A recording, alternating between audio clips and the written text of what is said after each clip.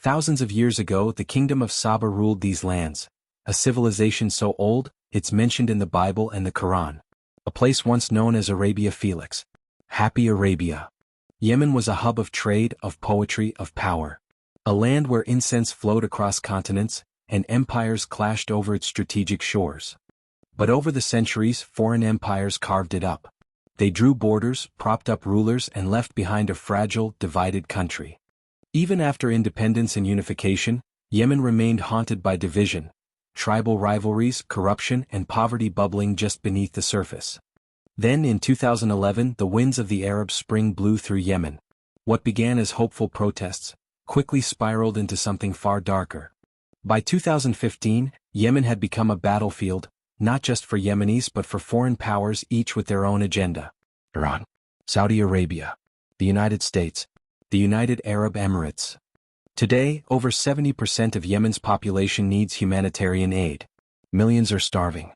Children are dying from treatable diseases. And the world has largely looked away. This is not just a war. It's the collapse of a nation. One with a history deeper than most countries on earth, now brought to its knees by modern empires and silent indifference. Before the bombs and blockades, Yemen was something else entirely, a cradle of civilization carved into mountains, built on poetry and stone. Thousands of years ago, the kingdom of Saba rose from the highlands of Yemen, known to the Greeks and Romans as Arabia Felix, or Happy Arabia. It was here that the legendary Queen of Sheba is said to have ruled, where incense and spices were traded like gold. Yemen's mountains and coastlines made it a vital link in ancient trade, connecting East Africa, the Middle East, and Asia. For centuries, it thrived as a cultural and commercial hub. Yemen embraced Islam in the Prophet Muhammad's lifetime, becoming one of the first regions to do so. Over time, it evolved into a unique blend of tribal tradition, religious scholarship, and regional power struggles. But by the 19th century, global empires had their eyes on Yemen's ports. The north fell under Ottoman control. The south, especially the city of Aden, was seized by the British Empire, desperate to protect its route to India. For nearly a century, Yemen was split down the middle, two foreign powers, two sets of rulers, and one divided land. And when the empires finally left, they didn't leave peace. The north became the Yemen Arab Republic. The south became a Marxist state, the only communist country in the Arab world. Both sides armed. Both sides fought. In 1990, after decades of conflict, the two Yemens unified under President Ali Abdullah Saleh. For a moment, hope returned.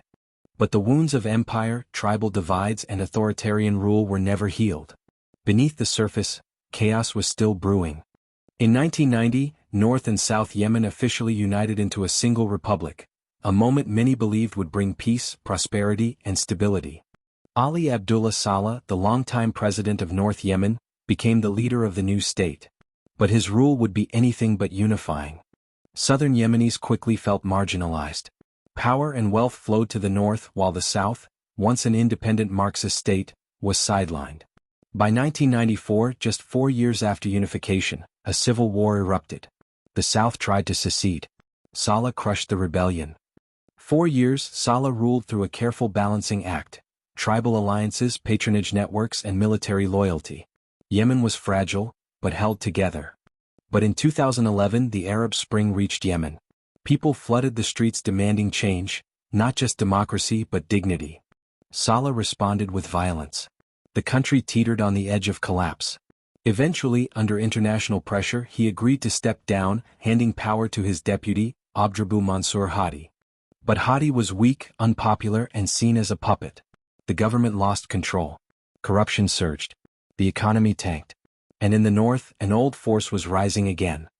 The Houthis, a Zaydi Shia rebel group from the north, had fought against Saleh for years. Now they saw an opportunity.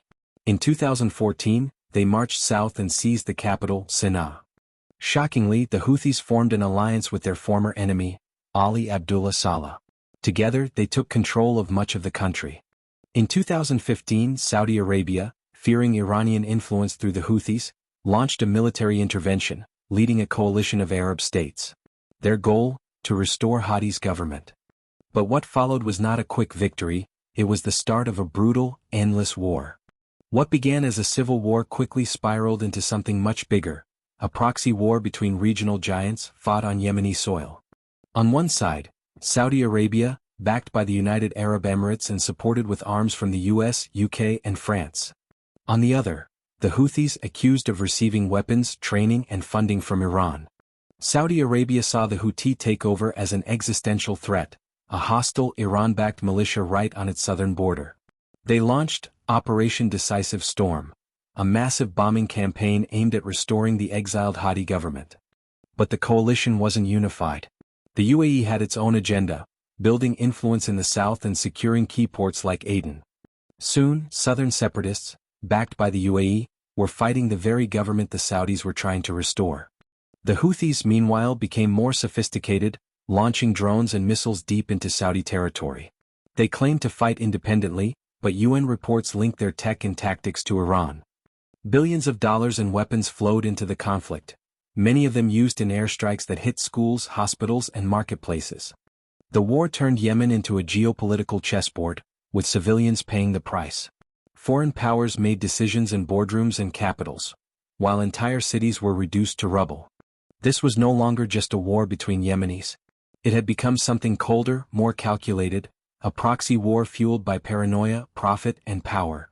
While foreign powers fought over control, it was Yemen's people who paid the price. Yemen's economy collapsed. Infrastructure crumbled. Basic services, clean water, medicine, fuel, disappeared. By 2017, the country faced the worst cholera outbreak in modern history. Over 1 million people were infected.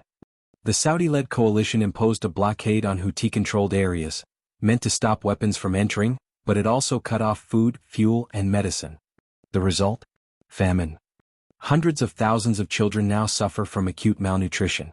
Millions of people have been displaced. 80% of the population relies on humanitarian aid. And yet, through it all, Yemenis endure. They survive on creativity, on community, on resilience passed down through generations. Even in the middle of war, life doesn't stop. Children still go to school in bombed-out classrooms. Families still celebrate weddings. Artists still paint murals on broken walls. But the losses are staggering. Over 300,000 people have died as a direct or indirect result of the war, most of them civilians. And those who survive carry scars that will last for generations. This isn't just the collapse of a country. It's the collapse of dreams, of futures, of a people the world has chosen to forget. It's been called the world's worst humanitarian crisis. And yet, it barely makes headlines. While some wars dominate the news cycle, Yemen has remained in the background, complex, inconvenient, and easy to ignore. Part of the silence is strategic. Yemen sits on a vital global shipping route, the Bab al-Mandab Strait. Powerful countries care more about the flow of oil than the suffering of civilians. Billions in weapons contracts are at stake. The countries arming the war are the same ones sitting in the UN Security Council. Condemning the war means condemning themselves. And so, silence.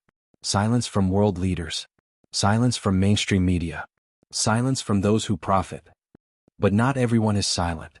Journalists, activists, and ordinary Yemenis have risked everything to speak out, even as the world looked away. They've kept the story alive even when no one would listen. And they remind us, ignorance isn't an accident, it's a choice. For nearly a decade, Yemen has been defined by destruction. But even here, in the ruins, hope refuses to die.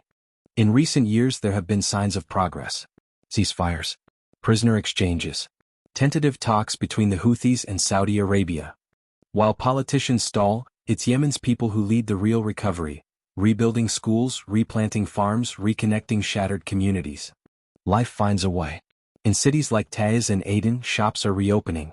Music returns to street corners. Couples get married under the shadow of ruined buildings. But the future remains uncertain. Will Yemen reunite under one flag? Or fragment into regions and factions? Will peace last? Or is this just a pause before another storm? Yemen's fate is still being written. But its people, after everything, still dream. Still fight. Still hope.